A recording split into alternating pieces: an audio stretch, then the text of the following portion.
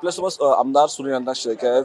Sir काय बोलाल, जो राज्यसभेचा जो काही तिढा आहे, एक जागा आणि 3 पक्ष मागतात, त्याच्याबद्दल काय बोलाल? नाही, आमच्याकडे तसं काही नाही. आम्ही महायुतीतल्या भारतीय जनता पक्षाला त्यांच्या सीटप्रमाणे जी जागा आहेत त्या जागा त्यांना जातील.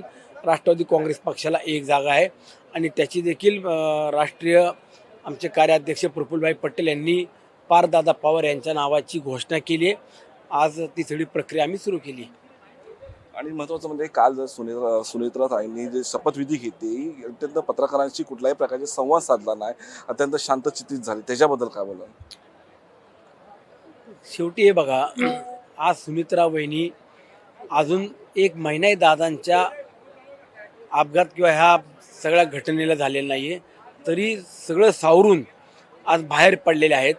वेगवेगळ्या पदांची किंवा पक्षाची जबाबदारीच्या स्वीकारून काम करतायत.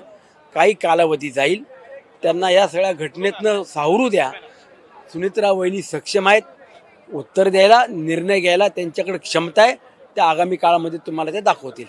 रोहित पवारांनी जी सीबीआयची मागणी केलेली आहे, सीबीआय चौकशीची मागणी केली, त्याबद्दल आपण समाधानी आहात का? सीबीआयनी या संदर्भात पत्रकार परिषदेतून जे काही मुद्दे मांडले त्याच्याबद्दल काय बोलाल? सीबीआय चौकशी तर आमच्या पक्षातल्या प्रमुख नेत्यांनी सुद्धा घटना झाल्यानंतर दुसऱ्या तिसऱ्या दिवशीच मागणी केलेली आहे.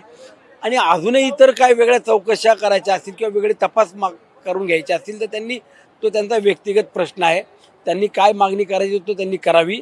परंतु राज्याचे प्रमुख आदरणीय फडणवीस साहेब असतील, आमच्या पक्षातले प्रमुख नेते असतील, उपमुख्यमंत्री शिंदे साहेब या घटनेला गांभीर्याने पाहतायत.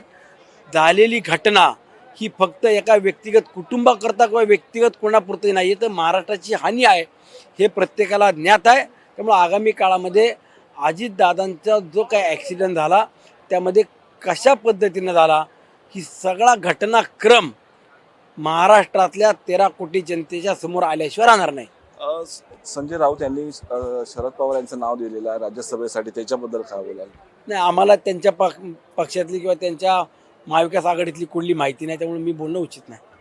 नक्कीच हे होते सुनील शेळके यांनी सांगितलेलं आहे. जे दुसरे पक्ष आहेत त्या पक्षातल्या जी काही माहिती आहे ती आम्हाला त्या संदर्भात कुठली माहिती नाही. शिवाजी काळेसोबत मी धीरज गुलाब, टॉप न्यूज मराठी, मुंबई.